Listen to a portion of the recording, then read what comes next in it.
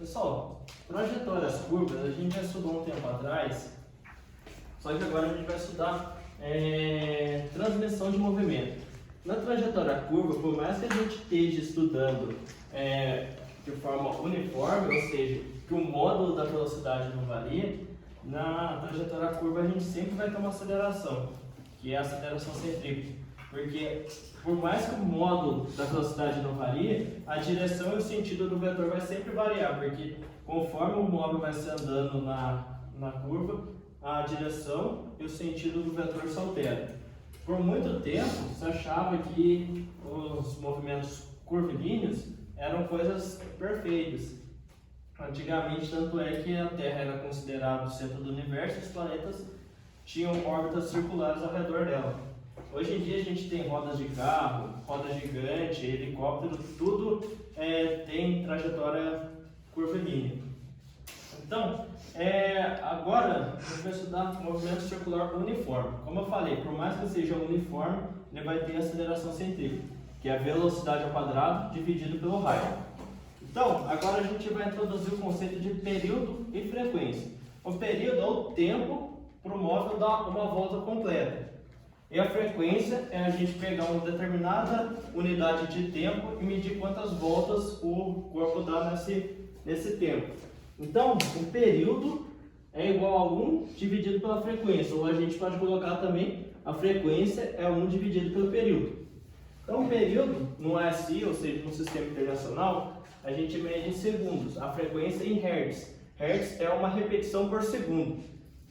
É muito usual também usar RPM, que é o que? 60 Hz, porque é 60 repetições por segundo, porque um RPM é uma rotação por minuto, então é 60 repetições por segundo.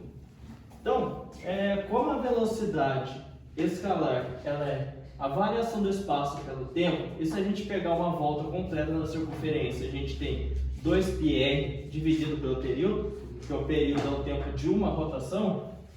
Então, como o período a gente pode substituir por 1 sobre frequência, a gente tem que a velocidade escalar é 2πr vezes a frequência. Isso considerando uma volta.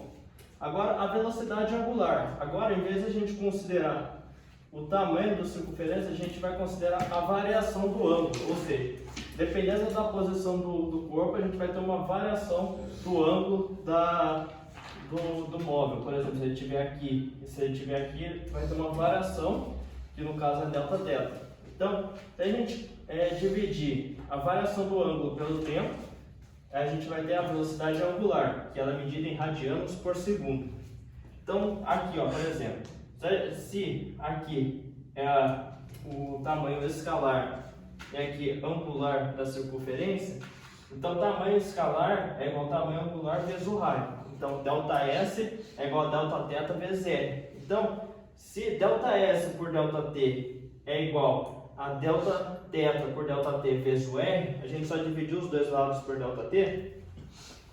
E a velocidade escalar ΔS por ΔT é a velocidade angular Δθ por ΔT.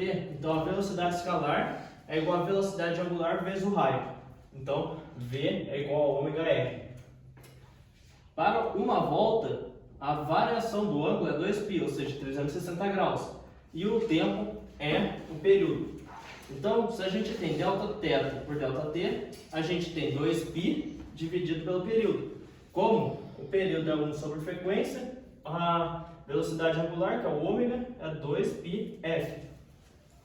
Então, se a gente também pegar a fórmula da nossa aceleração centrípeta e trazer para cá, como ela é a velocidade escalar ao quadrado dividido pelo raio, e a velocidade escalar é o ômega-r, então se a gente pegar o ômega-r e levar ao quadrado, a gente vai ter o ômega ao quadrado vezes r ao quadrado dividido por r.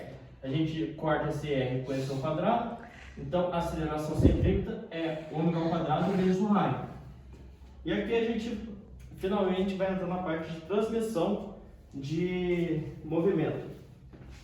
Pense que aqui é uma bicicleta. Aqui está o nosso pedal, aqui está a nossa catraca. Então, como a corrente ela não desliza, a velocidade da corrente vai ser a mesma, tanto aqui quanto aqui.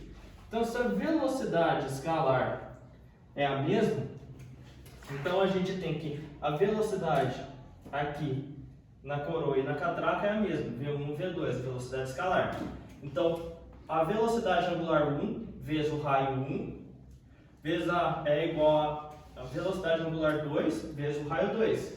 Então, como a velocidade angular 2πf, então, se a gente considerar 2πr1 vezes a frequência 1 é igual a 2πr2 vezes a frequência 2. A gente corta os 2π dos dois lados, então a gente tem que R1 vezes a frequência 1 é igual a R2 vezes a frequência 2. O que isso quer dizer? Que quanto maior o raio daqui, menor vai ser a frequência.